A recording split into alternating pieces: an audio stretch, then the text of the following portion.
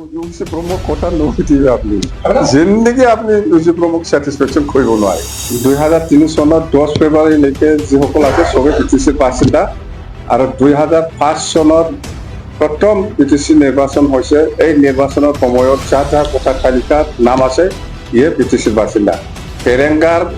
2005 চনত ভোটাৰ তালিকাত নাম নাই সি পৰে নাই যিকোনো কথা সুধিবৰ কাৰণে সাংবাদিকৰ অধিকাৰ আছে সাংবাদিকৰ ওপৰত এই ফ্ৰীডমটো দিব লাগে ইউপিএফ দলৰ যিটো পজিশ্যন আজিৰ দিনত গোটেই বিটিচি অঞ্চলত খুব ভাল আমি চিধাকে ক'ব পাৰে বিপিএফে চৰকাৰ গঠন কৰিব আৰু আমি সেইদিনা এটা কথাও কৈছে যে খবৰদাৰ বিটিচিৰ কণ্ট্ৰেক্টাৰ হওক বাহিৰৰ কণ্ট্ৰেক্টাৰ হওক ইহঁতক আমি কৈছোঁ প্ৰমোদ বড়োৰ শাসনটো 31 তাৰিখ মাৰ্চত শেষ হ'ব ইয়াৰ ভিতৰত যিখিনি বিল পাব লাগে বা কি পাব লাগে লৈ লওক আৰু 31 তাৰিখৰ আগত আজিৰ দিনত নতুনকৈ অৰ্ডাৰ নতুনকৈ কিবা ছাপ্লাই অৰ্ডাৰ হওক নতুনকৈ কিবা কনষ্ট্ৰাকশ্যন হওক এইবিলাক কণ্ট্ৰেক্টাৰবিলাকে প্ৰমোদ বড়োক পইচা দি পেলাই ঘোচ দি পেলাই নল'বি এইটো নষ্ট হৈ যাব যিটো মই ছেপ্টেম্বৰ মাহত আমি চৰকাৰ বনাই আছোঁ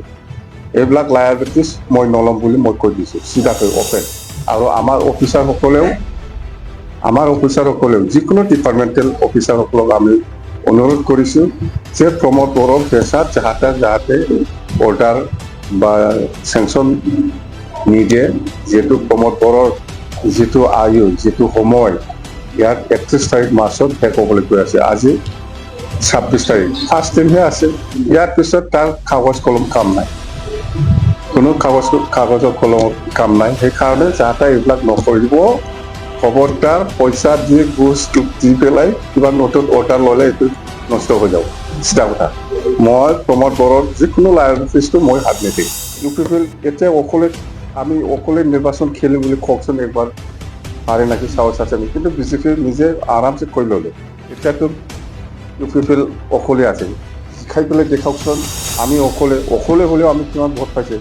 কম্পেয়াৰ কৰি চাওকচোন পাৰ্চেণ্টেজ হিচাপে ইউপিএফএল আজিৰ দিনত বিটিচিত জিকিলে জিকিব নহ'লে 0 হ'ব পাৰে 14 নম্বৰ চিৰাং গোৱাৰ সমষ্টিৰ দীনেশ বসুমতাৰী ডাঙৰীয়াই আকৌ ঘূৰি আহিলে সেইদিনা কাম্পায়ে জবৰদস্ত লৈ গৈছিলে ইহঁতে যাই পেলাই যিটো দেখিলে ইউপিএফএলৰ লগত মিলি পেলাই কাম কৰিব পৰা কোনো অৱস্থা নাই সেইকাৰণে কাম্পায়ে যদিও লৈ গৈছে দীনেশ বসুমতাৰী ডাঙৰীয়া সি ব্লকত ভাইচ প্ৰেচিডেণ্ট আছিলে মানে কাম কৰিবলৈ ভাল সুবিধা পোৱা নাই সেইকাৰণে সি আকৌ আমাৰ দলত গুচি আহিছে কথা হৈছে